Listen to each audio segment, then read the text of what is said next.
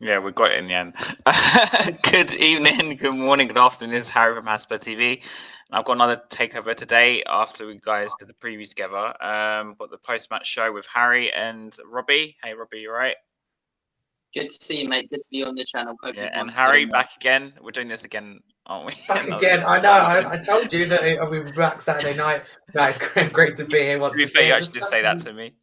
Yeah, discussing the win this time. So good. Boy, did we Yeah. play well. So looking forward to getting into it. So today should be quite positive because we did win 5-2.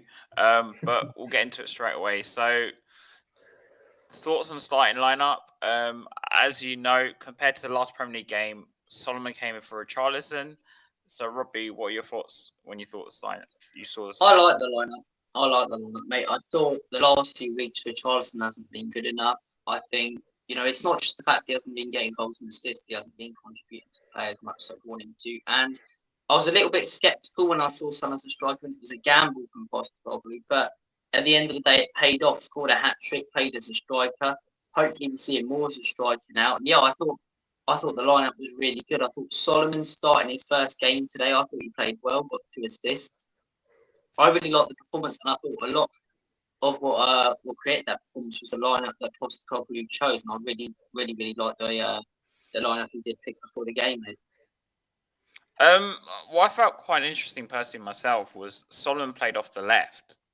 When you saw the lineup, did you expect him to play off the left or on the right? Or I thought when I saw the lineup because Kulusevski was in it, I thought he was playing on the left, but I always thought he was more of a right winger. But it goes to show he's a versatile player. He can play on both wings and do a job. In pre-season, he played on the left a few times, and yeah, I thought we played really well. And I thought a lot of that had to do with the lineup. I thought the lineup was really good, and I was surprised, like you say, to see Simon on the left. But like I say, he's a versatile player. He can do well on that wing.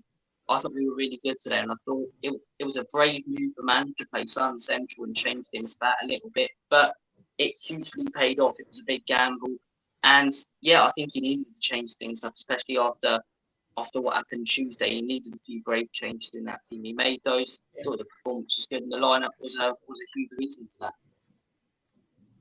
And then Harry, same for you. Were you surprised Solomon came in for Richarlison? Obviously, I did a show on Friday, and everyone kind of expected the same team as last week. So, were you a bit surprised, or do you think Richarlison's carrying a knock, like the commentators stream I was watching seem to say? But I don't know, of course. But Yes, good question. I guess we'll find out in the next game whether it's temporary or not, whether it's knock or not.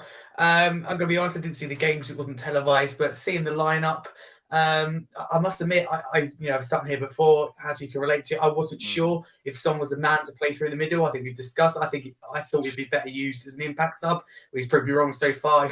He scored a hat trick, so Son down the middle is clearly working at the moment. Solomon 2 assists as well. So, who am I to say Son can't play through the middle? Richarlison, like Robbie says, you can't question he hasn't performed yet. Whether he I think yeah, I know. I think obviously Richarlison needs time, but he hasn't performed yet. So yeah, things need to change. And ultimately, like I said, he scored a hat trick, so it must have worked.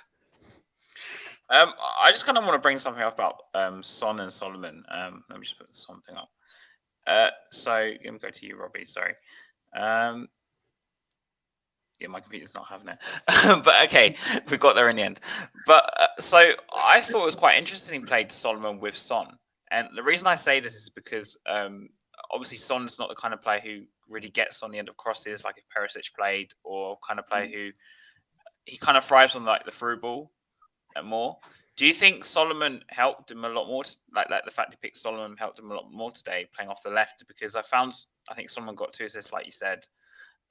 Did you think Solomon, and obviously Pro got the assist for him again? Do you think they were just looking through the through ball and keeping the ball on the floor? Because it could have been very different.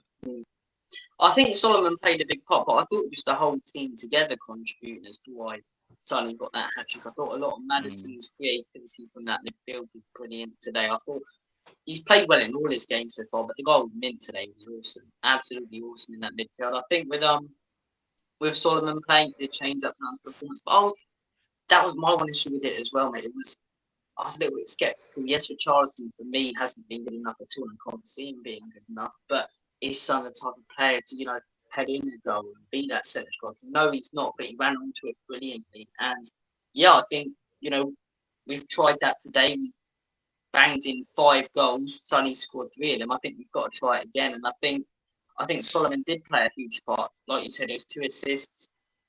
Really, really good. I thought everyone played well, to be fair, today. I can't really pick out one performance that, they weren't good enough. I thought everyone at least got, if we're looking at player ratings, a 6 or 7 out of 10. But a lot of people, a lot of Spurs fans have been hugely criticising Heung-Min Son at the beginning of the season. I think one of those players, the difference is he's getting involved in play. He's contributing, and he was awesome today, Sonny. I think with Son is we kind of just need to see, because obviously Kane's gone.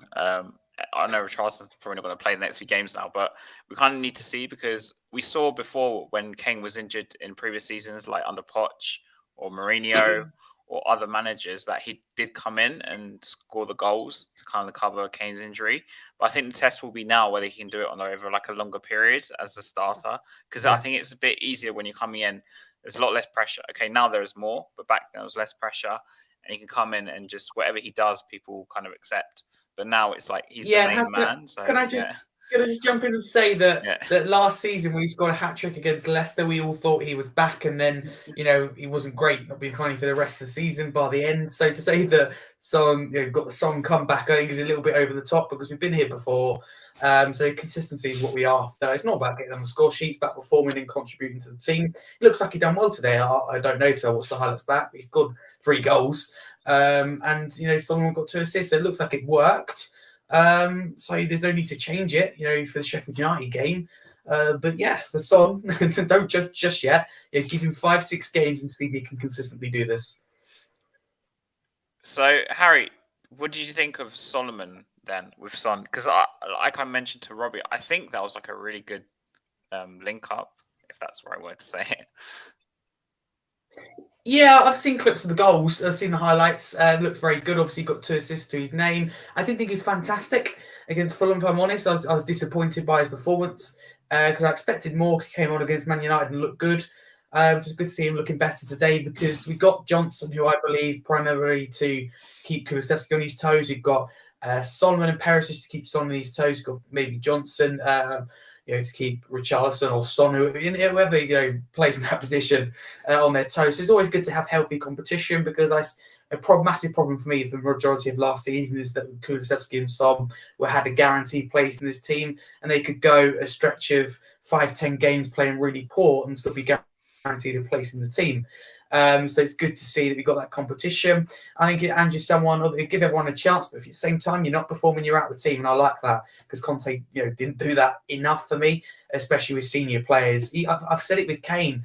At times go in August where he wouldn't perform. Yes, he's a star player, but he, like everyone else, regardless of him being our best player, still has to perform. If he's not, then he has to be taken out of the team. So I think we will start to see that under Postecoglou, which is nice. Nobody's got that favouritism, that advantage, and everyone gets an opportunity. But yeah, I thought Solomon looked good.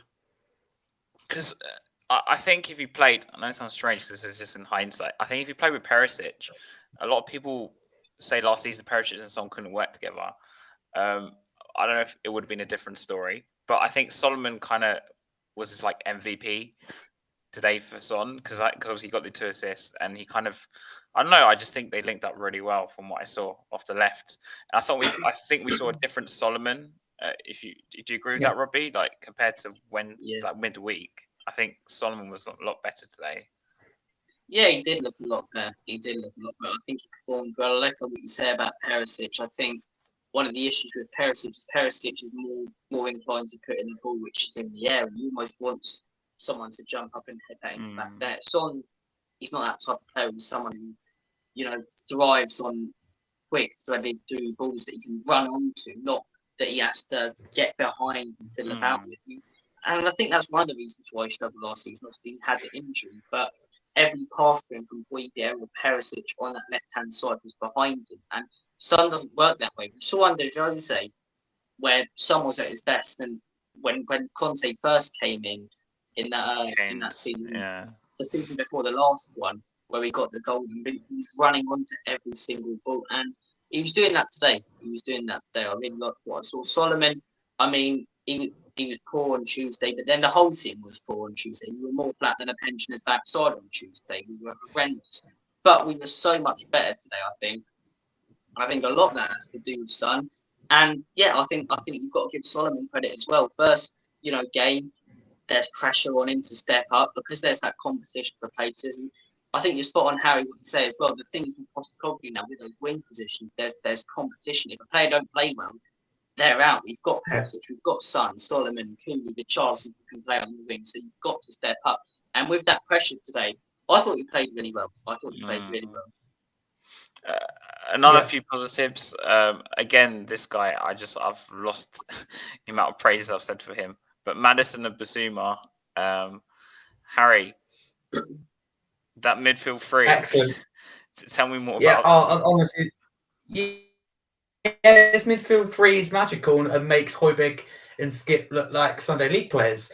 They really do. The standard, especially Maddison, we all knew, well, majority of us knew the quality that he brought, whether we thought he'd be this good in such a short period of time. But one thing that for me is how quickly he's settled in. He's got that vice captain role for a reason. I think he leads on and off the pitch, and his ability speaks for himself. Basuma, we knew what player we were signing from Brighton. We didn't see him last season. I think we're seeing an even better Basuma than we signed from Brighton, which is fantastic because the Basuma we signed from Brighton was one of the best, defensive midfielders, just one of the best midfielders in Europe at the time that a lot of clubs wanted to get their hands on for 20, 25, 35 million is a steal.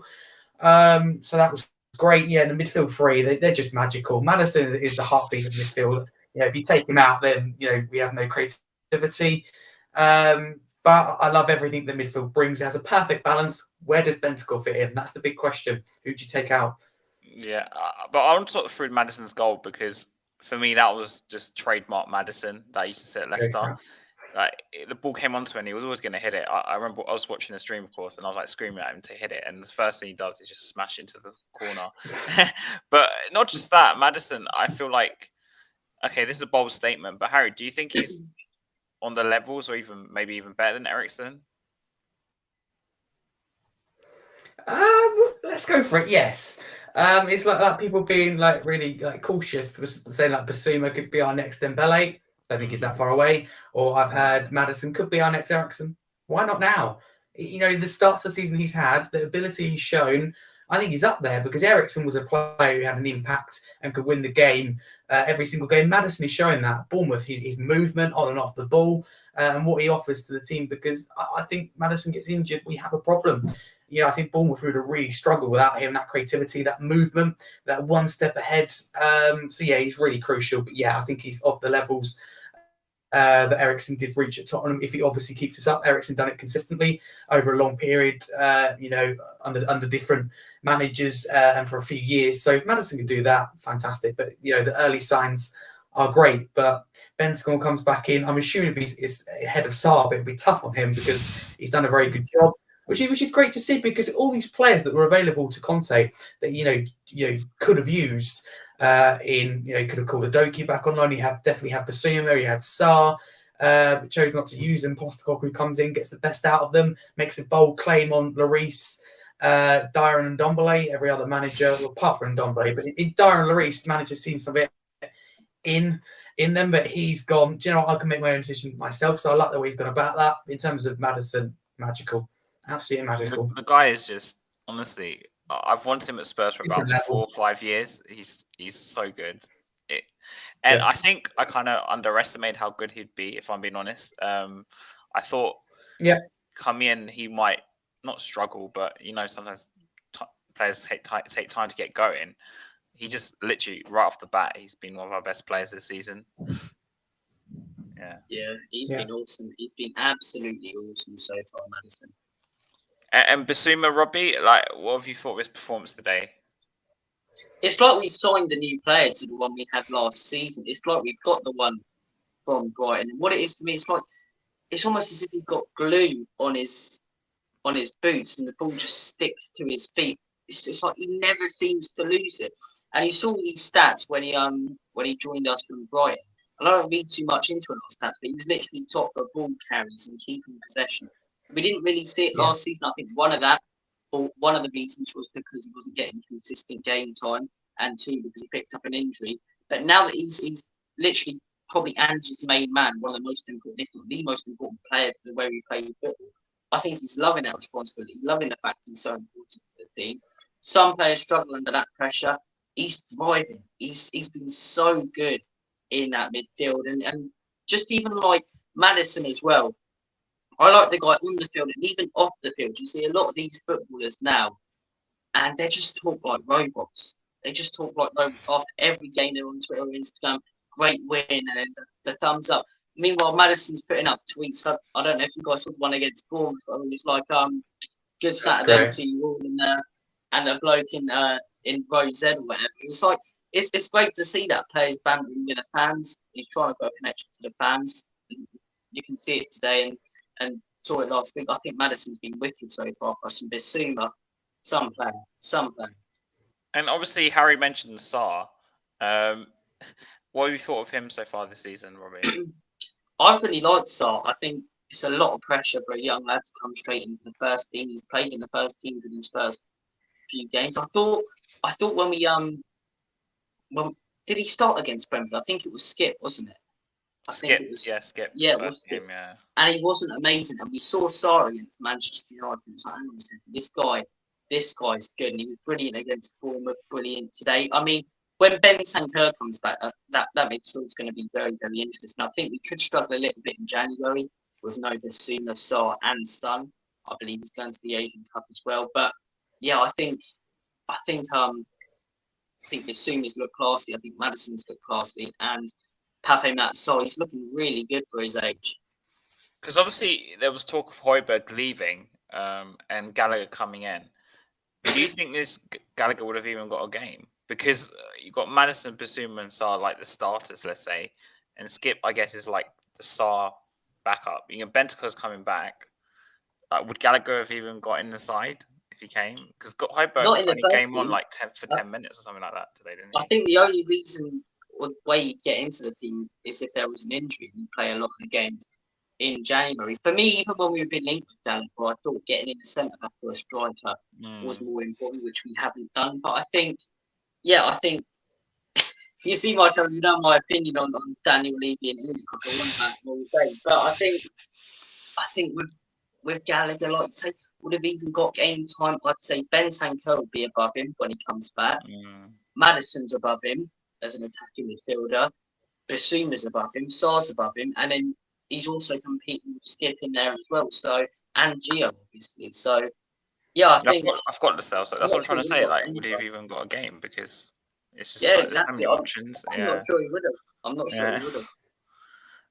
And I want to touch on this player because this is a bit of a negative now. But Harry, thoughts on Kulusevski today? Like I said, I didn't see the game, so I'll come back to you. Later. But I can still kind of answer, because what I will say is that I haven't been that impressed what I've seen with Kulusevski so far this season. But obviously he did get his goals against Bournemouth, am I right? Well, yeah, because Sarr kept the ball in. No, Adoki kept the ball in. And Kulusevski at that post, wasn't he? So he did get his goal there, and he's contributing to the team, I suppose. But I just look at Kulusevski and go, he has no pace. He's quite predictable. He cuts inside. He hasn't got anything else to his game to offer. Obviously, that can be changed from work on the training ground, how to keep your opponent guessing, your defender guessing. Because obviously a player, he's got a good quality. We know that. He's young as well. When we signed him, I think it still can be a great bargain. However, he needs to obviously offer more. And when you've got Johnson coming in, someone could potentially play on the right. Son could potentially play on the right. So he's got that competition. Porro as well could potentially play in that position.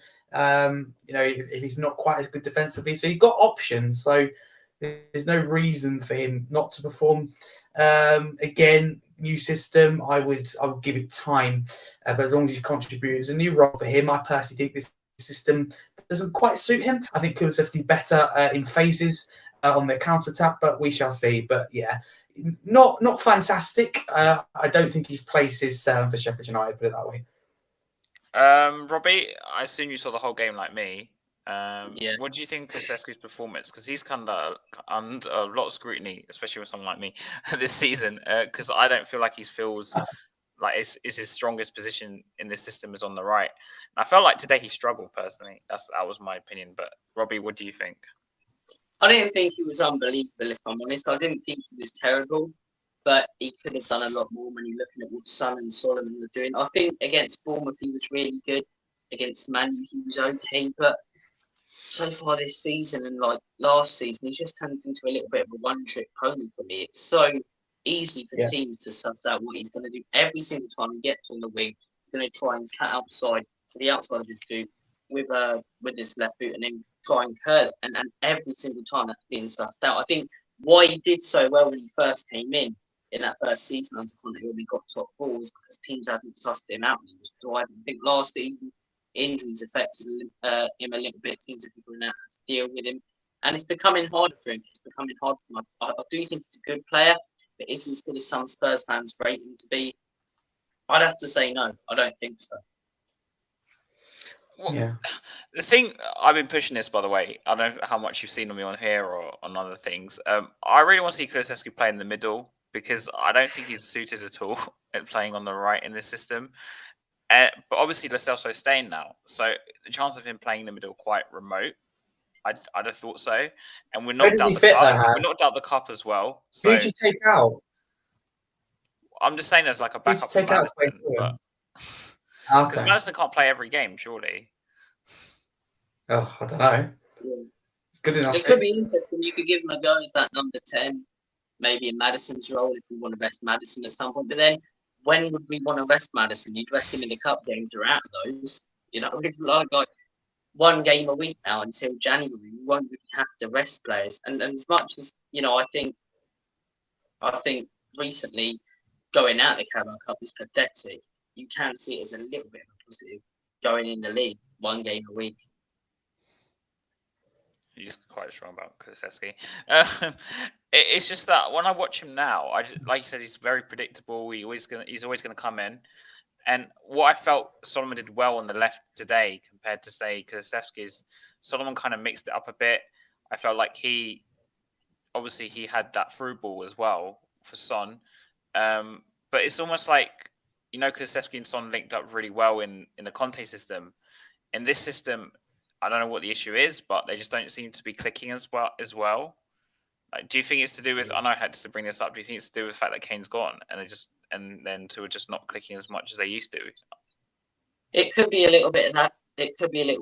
But I understand what the people in the comments coming from. But I don't think Kulusevski's been bad the last 2 games. I'm judging him off the form he showed when he first came to Spurs, which was fantastic. So I'm expecting him to play that same way, and he hasn't been. I think last season he was affected by that injury, and I do think he can be better. Like I say, he hasn't been terrible for me. I don't think he's been bad. I think he has contributed to play. He got his goal last week against Bournemouth, and I think he's had a fair few decent performances. But I'm judging him by the standards that he set when he first came to this football club, which are a lot higher for me than what we're seeing now. Because I felt also with Son until he moved into the middle today, I never felt like he really clicked, if that's the right word, in the system. And I find like with Kulusevski, I don't know, would you move him? Where could you try him down the left, for example, instead of on the right? Do you think that might work? I'm not sure. I don't think so. I think he's one of those where on the left he wouldn't work out. I mean, always try it. The whole point of rebuilding, you try different things out this season. We shouldn't have experimented in the cup game, but I think try different things out. But I think with Heung-Min Son, I don't think he's been bad at all in his first few games. I actually think he's been good. I think he deserved this goal, and I think he's been linking up well on that left-hand side, which Kulusevski hasn't been as much, in my opinion. I think Son deserved his goals today that he's deserved for this season so far, and he's got those. And I've seen a lot of Sonny slander, so. I'm glad that you can shut some of the big haters up. You're calling for Son out and that, but yeah, I think Kulusevski is I think he's a good player, but I'm judging him off the standards. It's like Kulusevski was decent today, but at the same time we expect him to be not top quality, but better than decent because of what we saw from him when he first joined. As the urban people would say, I'm in the mud about Son. But anyway, let's. But I was going to bring up the first goal because we did actually go one down, which I don't know, I sort of expected. But do you think Porro was actually at fault for the goal, Harry? Have you seen it? No, I haven't seen it, to be fair. Come back to me. I'll watch it now and come back to me. Okay. Robbie? I think he was a little bit. I think the guy, he's good going forward, but I think I said on my channel, I think it was important we got a striker who centre back, but I also thought the right back was probably more important than a winger because I think, yes, we've got 2 right backs, but they both got weaknesses. Porro's, for me, being his positioning. I thought he was partly at fault, but I think it's also the whole team in those first few minutes couldn't really settle in. And you've seen it in a few games this season. It just takes the team a little while to click, and then they get used to it, and then they go. We saw it in that Man United game. It took a little while to get going. We saw it even that first 10 minutes of that Bournemouth game, just like they didn't test us. Apart from that Burnley goal, though, to be fair, I thought we controlled and dominated the game. I actually thought after that, Porro played fairly well. So I'm not going to criticise him too much. Do I think he was at fault for the goal? Yes, I do a little bit. But at the same time, I thought he redeemed himself with the performance they put in for the rest of the game. He got the assist later in the game after all, didn't he? So I've seen it. Oh, okay. What do you think, Harry, now? I think there's 2 players at fault. I think it's really poor defensively, but as Robbie alludes to, it's a new system, a new manager, and players are going to need time. I think Porro tries to play the high line, the ball goes in behind. Then Porro, for me, puts a pathetic attempt in trying to recover and doesn't get tight to his man. Ball comes in the box. At the same time, Mickey van der Ven, for me, has got to do more. He's got to be tight to his man. It's a simple tap in. Can I blame Vicario? Probably too close to him. It took him about 15 seconds to get to the floor, but regardless of that, Van der Ven's got to get closer. So generally, poor defensively, but this is not the first time we've seen it. It's in the Tottenham game. Sorry, just to interrupt guys, we've got 2 famous people in the chat today. Have you seen there's a presidential debate in your chat between Donald Trump? You've got Donald Trump and Barack Obama going at it in your chat. Yeah. I didn't know they tuned into that. Oh, really? Are they Spurs fans? Oh. Spurs fans. Okay, Barack in bring that last comment up. I want to address this from Karen. Someone. I just want to address this comment. Of course, it's Karen. What? No, not that one. Yeah, this is it. Right. Okay, we haven't faced a big team, I get told. It was Burnley. Okay, I don't know who this supports, but I'd like to know their results of the season. I've got told we haven't played anyone yet. We played Brentford away. Only Arsenal went there and convincingly won last season. We played Man United. They set the standard last season, finishing 3rd and winning the League Cup. What more do you want? Come on, we started really well. So I just think someone like that is very salty. He's just pathetic. Acting like we've won something. Okay, yeah, Harry, last time we won a major joke in 2008. Because I like to know it's a Karen, basically. Do you know what a Karen's meant to be in open language anyway? Oh, I didn't see I that. think someone's trying to troll. But with Mikel Arteta's job. Oh, I was annoyed there. Mikel Arteta. Why is Lego in your chest? Yeah. What is this? So we've got Barack Obama, Donald Trump, Mikel Arteta tonight. Okay. People got a lot of time in their hands. You got a celebrity viewing on this channel, mate. Yeah. Did you see on Saba's channel there was Margot Robbie and oh yeah, all the actors and actresses and that comments. Yeah, we've made it then. So apart from the goal conceded, Harry, did you watch any? Did you say you watched some of the game? Or you didn't. No, I didn't. What's your question though? I was about Porro. I can still ask you this anyway. What have you thought about Porro's change to right back from right wing back compared to last season? Do you think he's settling into the new role? And I hate to make this comparison like Carl Walker back in the day, 10 years ago, whatever. Do you think he's doing well there now? Do you think he's settling? Good question. Sorry, the comments are distracting. Okay, we've got I think he's now. Yeah, crikey, yeah. No, he's settled to his role. He's done okay. He's done okay. I don't think either of our fullbacks are great defensively because Emerson got turned inside out by Rico Henry. against Brentford. And Porro, again, poor today. You have to give him time. It's a new system. No, he's done okay, put it that way. Hopefully he can keep it up in terms of offering a lot going forward, but needs to obviously tighten up defensively. Like I said, any player, Richarlison, whoever it is, you've got to give them time. Because the only thing that, for me, could have made the day perfect. It was like, you get 100% is a perfect day. We're like 99%, and that would have been Richarlison to score. I think for his confidence, that would have really helped. Really good day. Porro, I got slightly off of it, but Porro. You've got Michael B. Jordan. You've got Michael B. I mean, scroll up 2 comments and you see who else is in the bloody chat. Oh, no, I'm not going to put that one up. I'm sorry. Porro's done okay, to be wrong. There you go. I mean, shouldn't it be on the set of like what's it called, Creed or something? Anyway, he was supposed to be the villain in Black Panther. I forgot the guy's name now. I want to see who's next. So we've got Trump back in the comments. We've got someone who shouldn't be named. We've got we've got Obama sex talk. There's all sorts going on. There's all sorts going on. I don't know what's happening tonight compared to the other nights, but I've never seen the chat this mental. Yeah. I've never seen it like this before. So Robbie, how about Porro? Do you think there's any similarities between him and Kyle Walker? I think there are a few. I think the guy's very good going forward. I think easily distracted by the comments. I think the guy's very good going forward. I think he was really unlucky not to score against Man United when he hit the bar. And I think like I said, it's just his positioning defensively. But when he does move forward, sometimes he does remind me of Walker. Do I think he'll reach that level? Probably not, if I'm honest. But I do think he's a good right back, and I do think he will only get better, hopefully. I don't know what's going on in the chat. Okay. FBI join the chat now. But anyway, the reason I bring this up is that I was watching another stream the other week, and you guys know Kuva, so big up to Kuva. He's been on this channel before. I think it was on Savas or someone like that. He mentioned about Porro, saying that obviously Porro is very good going forward. He's got a great cross, as we saw today, he got an assist. But his argument is that someone like Emerson, you can't teach him how to attack. He just doesn't have the talent. But with someone like Porro, you can teach someone how to defend. Like, it's easier to teach someone how to defend, if that makes sense. No. So do you think? Okay, this is a good one. Gordon Ramsay. So we've got Gordon Ramsay, Donald Trump, Barack Obama, the leader of the bloody Nazi party. We've got Mikel Arteta. Honestly, who's gonna be next?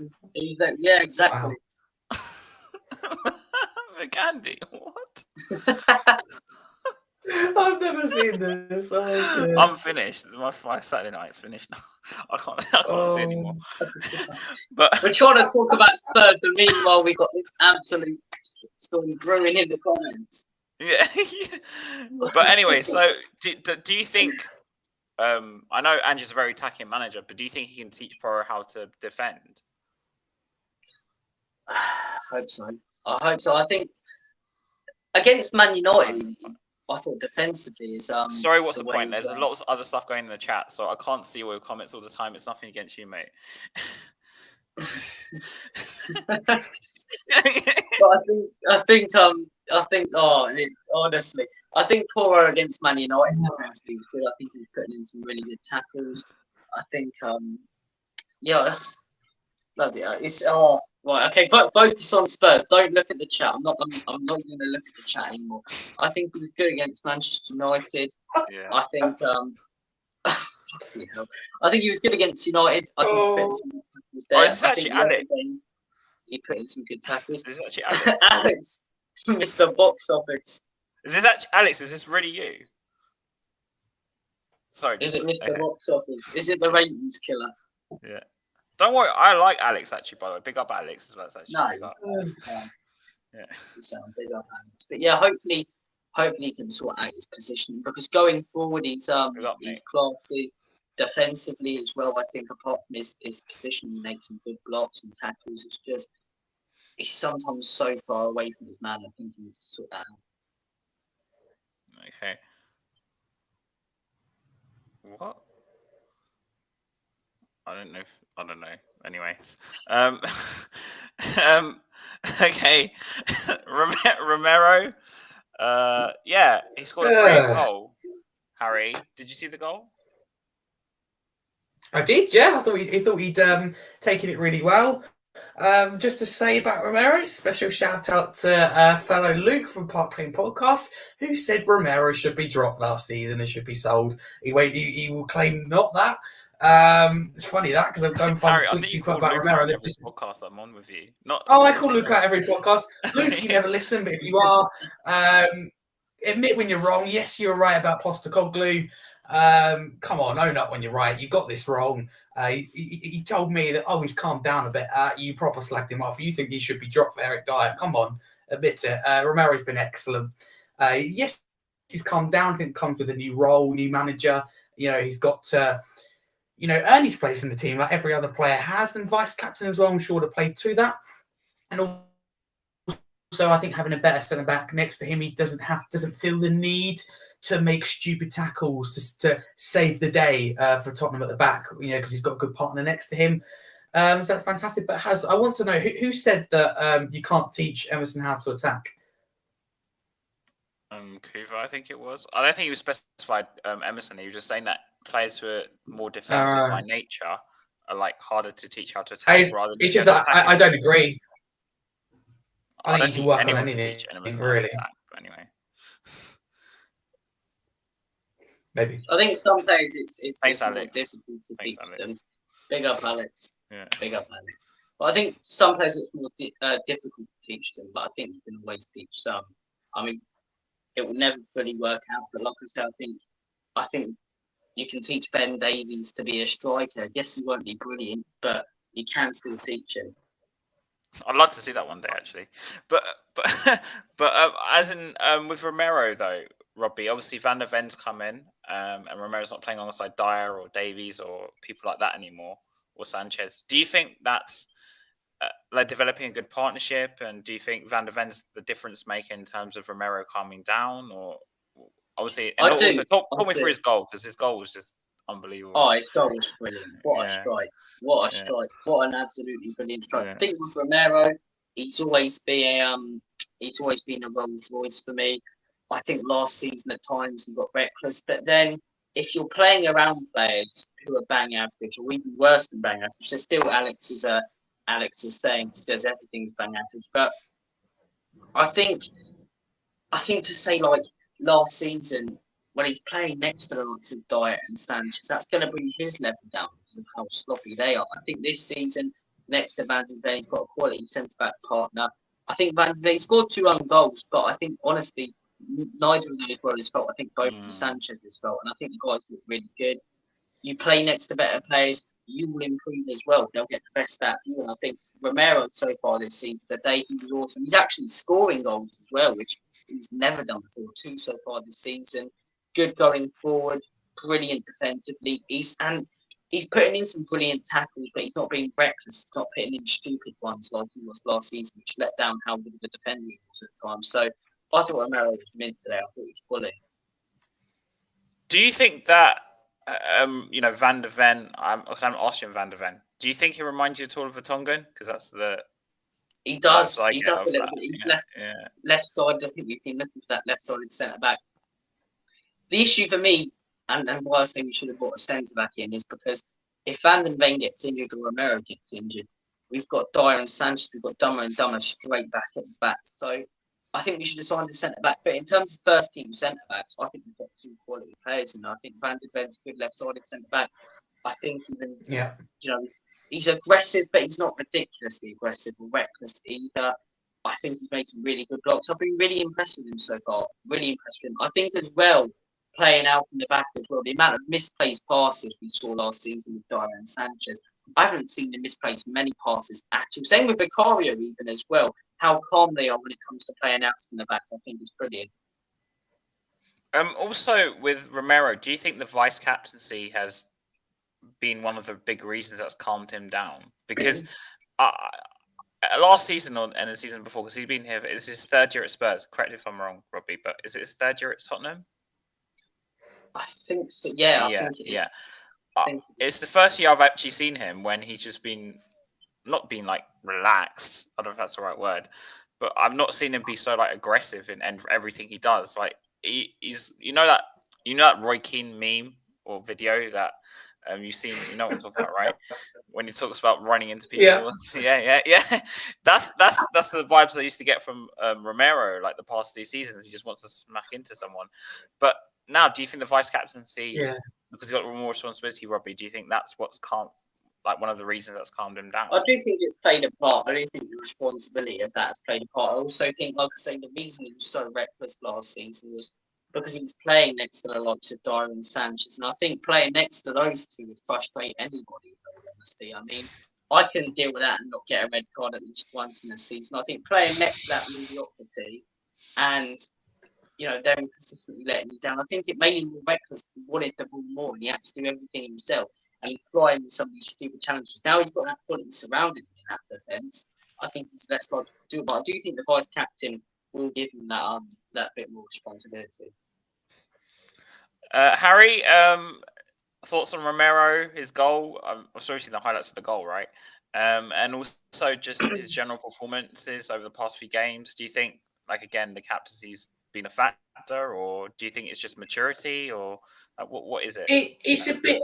Yeah, I guess we'll never know, but I put it down to, like I said, the fact mainly in Mickey van der Ven not being funny, but he's looked at last season what a Dyer the majority of the time and gone not being funny, mate. But I feel a lot of responsibility, and we saw there's numerous times we saw that last season under Stellini at St James's Park. No, St James's Park. I think it was awful, but especially Anfield, that tackle that gave away a penalty. Got a yellow card for. That's just reckless. That represented someone who, wanted to put the heart on the line because they felt they had to.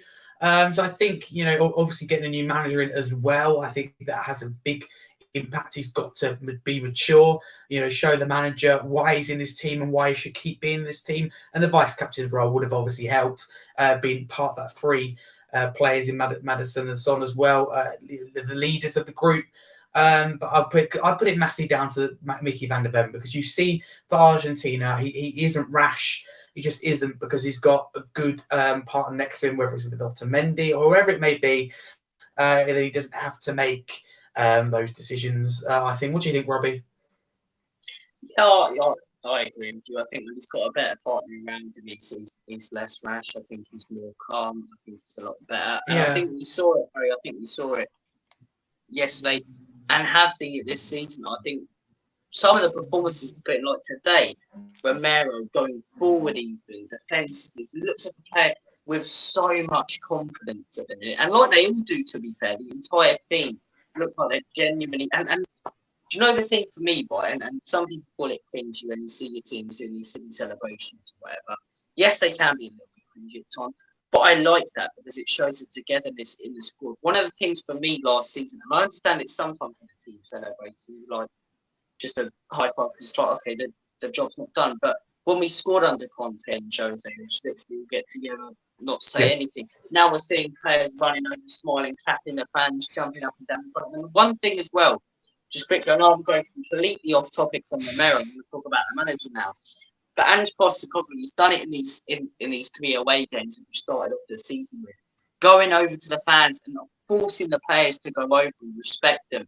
We didn't see it. It was occasionally clap the fans, but literally the whole squad, the manager going over, clapping the fans, cheering in front of them in these first few games, and the fans loved that. And we had none of it last season. I feel like as fans, we're growing that relationship back with the players at the football club. For me, I'll never grow that relationship with the owners. But we're growing that relationship back with the players and this new manager who's come in because, and we saw it in that Brentford game, at the beginning of the game when the players ran over and did their team huddle in front of the fans. Little things, but I love that. And I'll go back to the Romero point completely because I've waffled and completely on the topic. But I think Romero's looked so passionate as his first player in his first few games. I really like what I've seen. And yeah, long may it continue. So obviously the transfer window did close the other day. So I thought, because I have you both on now, we can do a bit of talk about signings.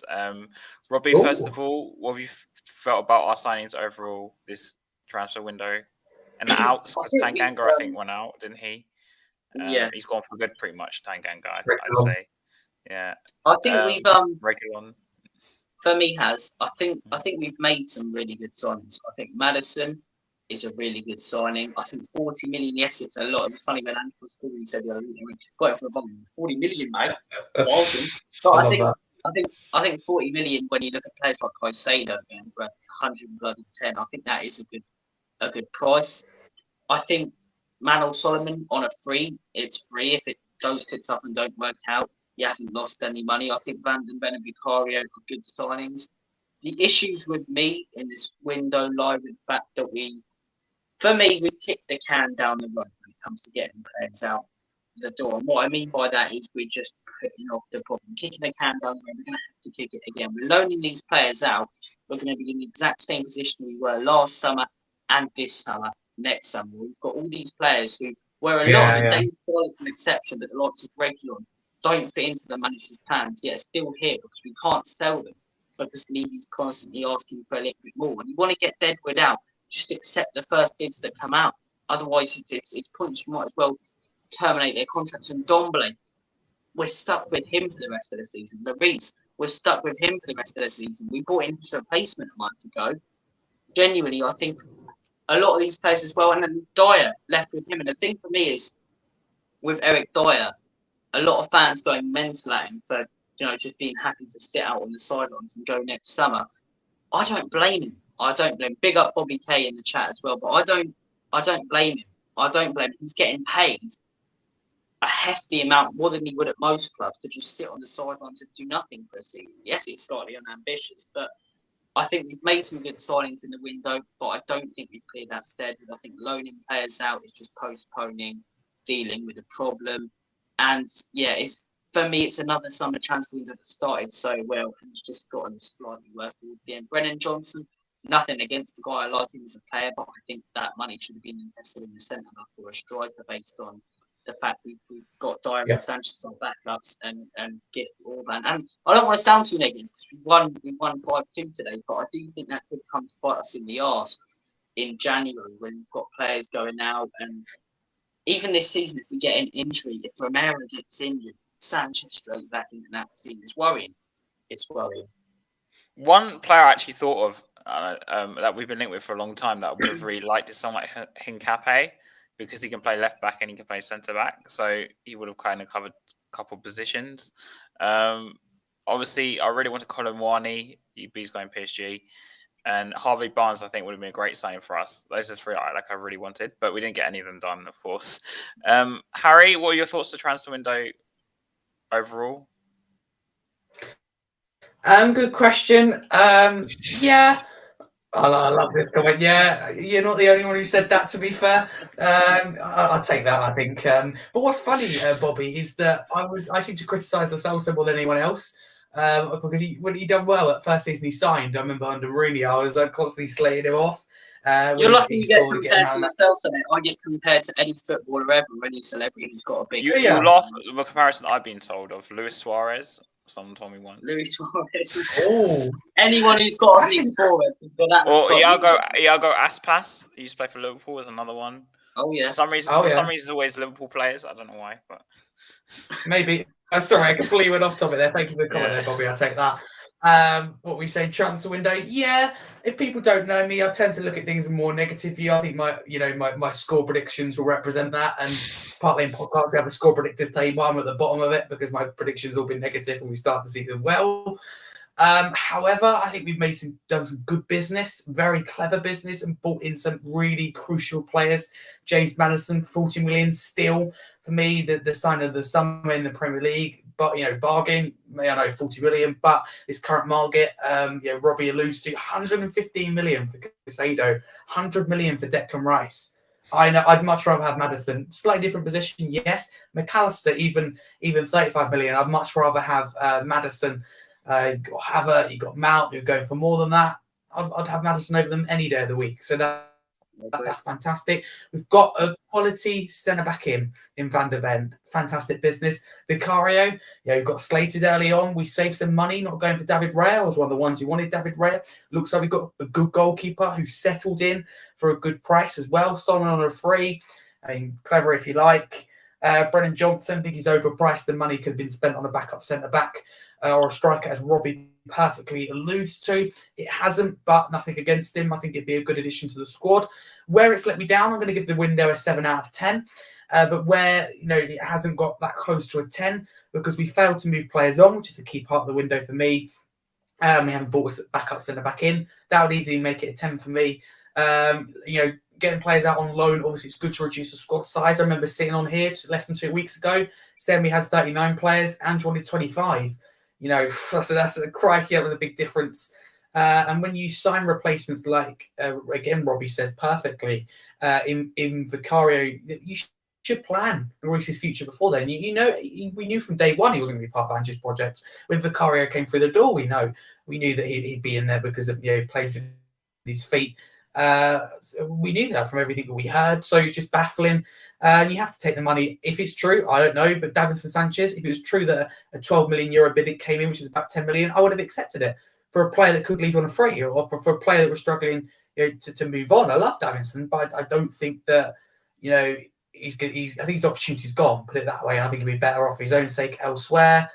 But like Robbie says, you can't blame these players for wanting to stay because we have the best stadium in the world, best training ground in the world, club's doing well. We have a great long-term project. Why would you want to leave Tottenham at the moment? But if I'm Højbjerg, I must admit, I would have been tempted to move to Fulham because you get first-team football.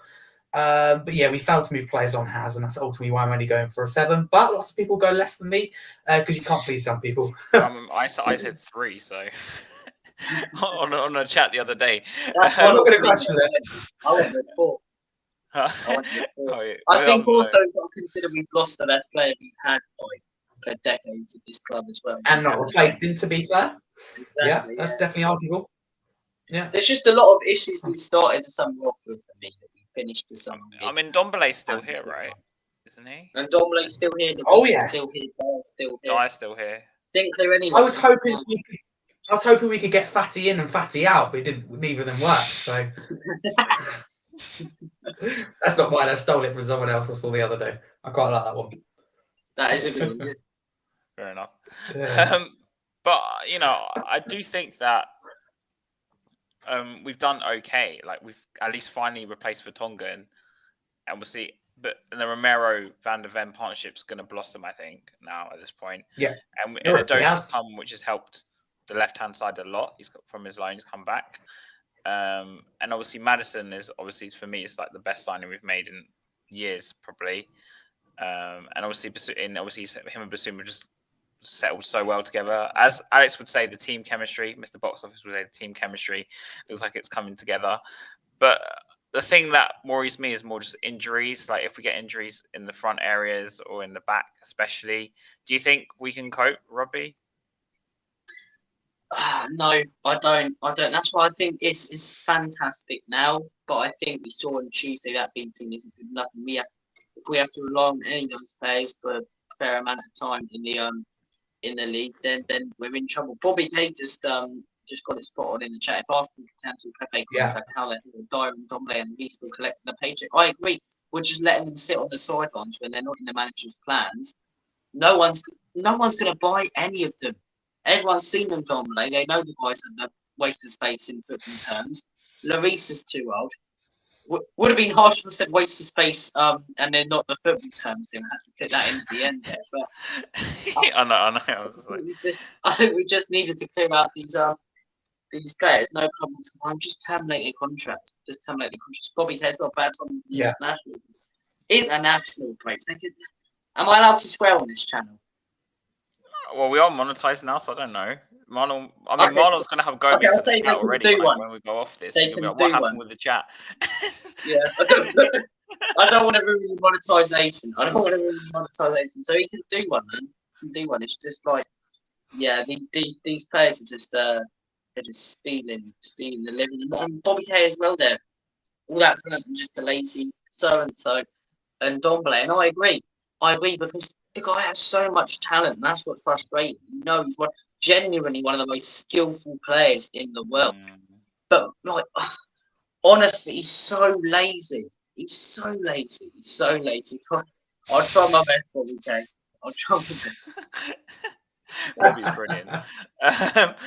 But you know, like with Lloris, I heard Ange speak about him in this press conference, I think the other day. I don't know if you saw the comments, but he said that Lloris has been very professional. He's actually even helped out Vicario to settle in. Like someone like that isn't really toxic to have around the club. But players like Dyer and Ndombele, it's a different story because Dyer, obviously, I think part of the reason that we're getting rid of him, I'd argue, apart from the tactical standpoint, is that obviously, if we're judging by his Instagram behavior, he threw his toys out the pram. He didn't get the captaincy because he thought he was going to get it.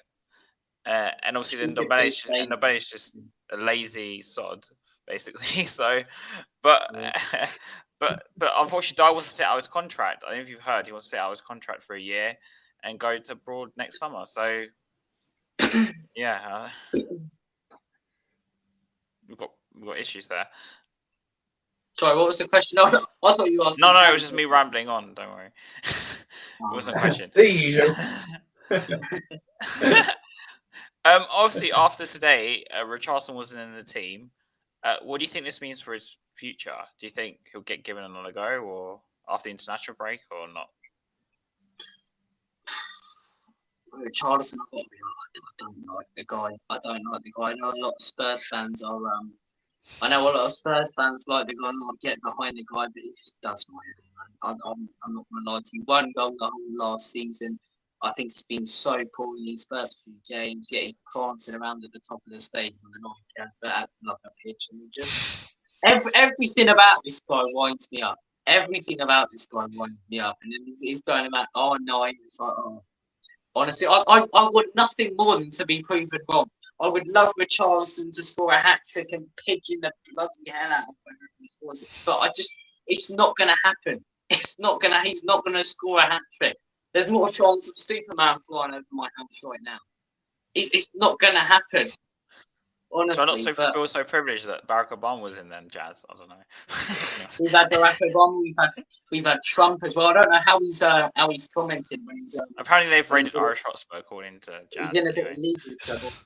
Yeah. What's that? That's the time to create an account like that and no, but there were like 10 of them. Harry, there were probably 10 different accounts like that. But it's not always famous people like, you know, Donald Trump, Barack Obama, Michael B. Jordan. Michael B. Jordan I thought was the funniest one because I was like, I didn't expect that. But we'll be getting one soon. But Harry, Richarlison, what are your thoughts on him? Do you think there's a way back for him now in the team? Yeah, absolutely. Yeah, I don't think dropping him for one. I think fans overreact. To be fair, I don't think Kulusevski's performed that better than Richarlison. Robbie's right. Richarlison has been poor. It's been poor, but I'd love him to prove people wrong. I think the quality's there, you know, but at the same time, Son done really well today for me. So time will tell. International break. Yes, like I commented earlier, I can't remember who it's from. It's spot on. This is the same last season. We went into it in such good form, came out the other side. Yeah, it's different Tottenham. We already had got our Tottenham back. So that is a slight worry. Yeah, Richarlison, his opportunities have come around. He scored against Fulham. You know, I'm not a manager. I don't want to sit here and criticise Ange because I think he's done a fantastic job so far, barring the Fulham game.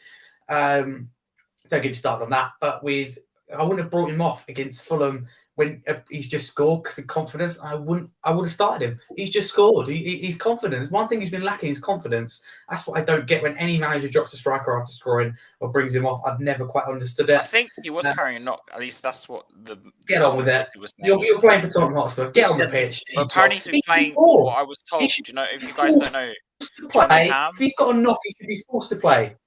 You know, Johnny Ham, he said on Time Added On, he said that Richarlison's been playing injured since like the start of the season. And the reason that Ange used him is because he didn't have anyone else. And I think Son also had an operation. Son also had an operation. So he was also recovering too. So it's like, do you know what I mean? So he was playing. Yeah, I understand that. But at the same time, when a player's not performing, get on with it. You know, prove yourself, then you can have your time off. Yeah. You've got international break on. Get on with it. It's quite hard to know, but he can crack pretty much. So to get on the pitch, I love to see your reaction, Harry. If he like pulled a hamstring, he's lying on the floor, and then he's like he's broken his leg. Get on with it. I was fine. Get on with it. You're fine. I'll be saying, "Oh, come on here," and I'll say, "Told you, Ange, you should have dropped him." Ange has been shot in the head. Harry in the stands. Get on with it. I just broke my leg on 5-a-side. He'll be telling me, "Just get on with it, Harry. It's fine." Get on with it. Yeah, this is why I asked the question, Robbie. But obviously, Robbie, this is the first. I said Robbie and Robbie, but there's two Robbies in the chat, Robbie and Robbie. But Robbie, it's the first time I've had you on there here. So, where do you think Spurs will finish this season? Do we actually have any chance of the FA Cup? No, I don't think so. I've got to be brutally honest. I think in the FA Cup, teams are going to try more than they are in the Carabao Cup. I think we're going to struggle a little bit in that, like we did in the Carabao Cup. But I think sometimes it's luck of the draw. But then if you're going to win a competition, then you've got to face the best. You've got to beat the best, and we want to be the best. And that's I'm not leading into the Pokemon song, but I think we'll fine. I think we'll finish. I said at the beginning of the season, I thought we'd finish sixth. I'm going to stand by that. I think we will get Europa League football. And in all honesty, I take that. It's progress. It's all about progress. I think this year, no matter where we finish, we can't be too reactionary. We've seen what being reactionary and forcing managers now it's done. I think this manager's trying to build a project here. He's trying to rebuild this club. And you can see the wheels in motion. So I don't think it's necessarily where we finish this season. Champions League for me, it's more of a club target than it is. We've been in the Champions League before, and we thought, we're going to kick on, and then it was Arsenal who contended for the league, and us who finished 8th last season when we got concealed the season before. But I think 6th is progress. I think it's all about progress. But even if we don't progress and finish 8th again, you can see things changing. You can see some really good performances in there, some fantastic football. I know a lot of fans go, that's all you care about. No, next season I'll expect a little bit more. But for me, this season's just about getting these players used to this system. I'd like a good cup run. That's looking less likely now that we're out of the Carabao Cup before even the big teams have come into it. But I said 6 at the beginning of the season. I may sway more towards 5 now if I were to change it. But I'm going to stick with what I said originally in 6. Okay, fair enough. Harry, obviously, because we're going into international break, I know I've heard your thoughts before, but are we going to do anything in the FA Cup? And where do you think we'll finish this season? No, definitely not. I don't get me started on a League Cup call. We got to the point where I actually called TalkSport. I was that sick of it. I only ever do that when we lose. Put it that way. I rant at them. But no, we've got to treat it seriously. There's a lack of respect for the cup. So we hopefully Angela learns his mistake, because if he doesn't, then bit of trouble. Still fully behind Ange after that League Cup win, but it made me question him ever so slightly. But he's definitely the right guy. I'm not going to stick with the prediction that I said at the start of the season, which I'm sure will be held to account by Luke, which was 9th. So I don't think it's going to be that. Let's change that to 5th. But I think any improvement on 8th place is progress. But even not, we're making progress on the pitch with our performances, with our style of play, with our transfer windows. Perhaps the board are learning. Who knows? Perhaps they're actually learning a lesson or two. So around the club, perhaps they're starting to learn things. But if Postecoglou is proved, because he's new to the Premier League, that's why I held back on some of my criticism, on the League Cup game, because he's new to the Premier League. He's made the mistake that every other Tottenham manager has made, not treat the domestic cup seriously and think the second team's good enough. So if he makes the same mistake against the FA Cup, we've got a problem. But if he learns, fair play to him. That's a manager who's willing to and has learned. So we're going to finish 5th. No, we're getting knocked out of round 3, probably the FA Cup, because we play our second team. And Andrew defends the decision after the game, because it's important to rotate, even though against the Fulham game is our 3rd game of the season. No need to rotate, no need to rest players. You had the whole of pre-season to do that. I'm not buying it. But I look forward to the rest of the season. Try and stay positive. If you guys saw, who do you guys think will win the league? Who do you think will win the league, Man City? I did say Arsenal, but it doesn't look likely. Thank God. Arsenal. Yeah, I did think they would, because they improved on right. Did you see the Chelsea score? Forest beat Chelsea. I saw that. And Newcastle lost today as well. Yeah, 3-1. Both of those teams are looking brilliant. Both of them teams are looking brilliant. Ferguson got a hat-trick. I know. Irish boy. Go on. Love Ferguson.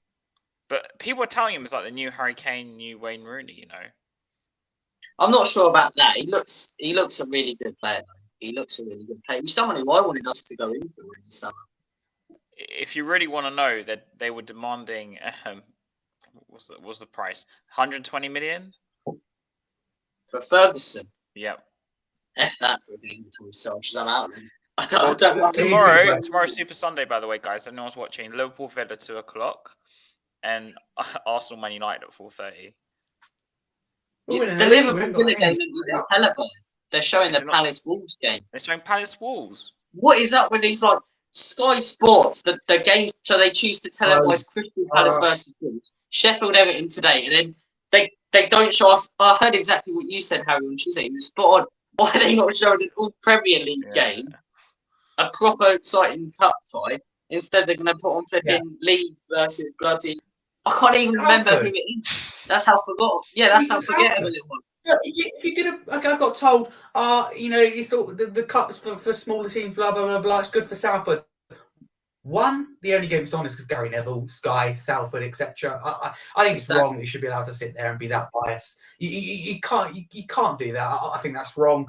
But it's 2 Premier League clubs, and why not televise it as well? Because when you're paying that large amount of money, to watch football legally in the UK, that's why I'm against the 3:00 blackout. I think it's ridiculous. Our game against Sheffield United, I believe, is another 3 p.m. It's a joke. It's stupid. You should be able to, when you pay that extreme money, you should be able to at least be able to watch your football. With the 3 p.m. thing, Harry, it's to do with the rights, and it's also to do with the fact that they don't want people watching 3:00 games. They want people going to them. So that's why. But I don't think when you get attendances too much, you still get full attendance at the game when they are. No. I agree with you. I'm just saying that's what I was told. It's a stupid reason. It's an old-fashioned reason that was valid back in the day, but isn't valid anymore. So it needs to be scrapped. Move on. There you go. Don't pay and watch the streams. Yeah. But like some countries have the rights for it, like Greece, who used to watch the game sometimes. They actually have the rights. When I've been on holiday with Greece, they have you go into a pub, they've got all the 3:00 games. Yeah, because they have the rights to them. Their sports channels have the rights to most 3:00 games. Yeah, they won the rights and bought the rights where we want it. So that's what makes you actually quite lucky. So I get those. I think Spain's the same as well. Yeah. Okay, so Robbie, where can we find you next? On Lily White Lane, mate. All types of Tottenham Hotspur content if you do want to check it out. Make sure if you do come over to abusing the buttons on the channel, like I say, smash the like button, hit the subscribe and the notification bell. Do please check out my channel. But look, it's been a pleasure coming on. Everyone in the chat, thank you for watching. Big up everyone, some great people. Big up Harry and Hans. Pleasure to be on. Pleasure to see you both. And it was good to be on the channel for the first time and be on a stream with you guys for the first time. So go and subscribe to Lily White Lane and like Robbie's videos, share Robbie's videos, etc. Yeah, and Harry, I mean, apart from the fact you're always here, we always do streams together, it seems like. Where can we find you next? You can just follow me. I seem to follow Haz around everywhere on every single stream, the double app. Last week, I think we were on the same stream, I think every day. Almost. It is, I quite like it. It's all right, isn't it? Yeah. No, so it's good to be on with you too. You can find me here most of the time with you from the South Stand. So thank you for having me on. Subscribe to the channel. Channel's now monetized. I mean, it's taken its time, but it's very much deserved in terms of, the channels deserve monetization for day one with the content. They produce here, which is fantastic. If you want to follow me, Harry Skull 22, up to you. Football content creator, you can check out my stuff on TikTok. Should be a link to my socials on my Twitter page. I'm running it for the Football Content Creator, Content Awards. I always get it wrong this year. So go check out my pinned tweet for Best Young Content Creator. I'll find out on the 25th of September if I've made the final 10. But found out today so you haven't voted for Harry already. Go vote for him now. By the way, I did do it. Oh, thank you very much. Crazy. It's good that 500,000 people already entered that in the whole competition this year. So it's a record amount. It's absolutely bonkers. Check me out at Park Lane Podcast. Having a go at Luke with his deluded opinions. I like the guy, but he's deluded. If you want to go check it out, but I'm not on this Sunday because I'm doing the Fulham tour with Barney. But you'll find me here. So go follow these two amazing guys and big up the chat. Crazy, wild, but we love it. And you'll find me. Big up the celebrities in the chat. The celebrities that are being tonight. Just as another thing, I'll be on Harry's. We're doing another stream together, just so you guys know again. Harry's channel on Monday. I've forgotten again. On Monday. Oh yes. Got Crackers on, and we've got Craig from the Chiefsman podcast. So that'd be a good one. So I'll be on Harry's again, and another stream with me and Harry again on Monday evening. So again. Oh wow. So at this point, we just create He a just show. follows me everywhere. Yeah, we just follow each other everywhere with the same name. So even though we lost Harry Kane, you still got us. So yeah, We still got the best 2 Harrys at the football Yeah, club. yeah, Absolutely. yeah. So anything Uh. else you guys want to say before we end the stream? Robbie, any last words, as I like to say on my channel? I'll just say it was a great performance today. Pleasure being on. As always from me, Levy out. And yeah, really enjoyed it. Come on, And Spurs. thanks for coming on, Robbie. We'll probably have you on again. Cheers for And having me. Harry, anything else? Yeah, keep it short. Yeah, good performance from what I can see today. I can confirm that later. Good win. Encourage fans to be patient with individuals, with the system. It's still new. It still takes time. Get behind it. Get behind Ange and the boys. Message to Ange if he's watching. Treat the FA Cup seriously. Respect it. Do not ruin my evening and make me call talk sport and have to explain to them how we haven't treated the cup seriously. It's like talking to a wall. But thank you very much. It's been great. You've been a great to come on with. It's great.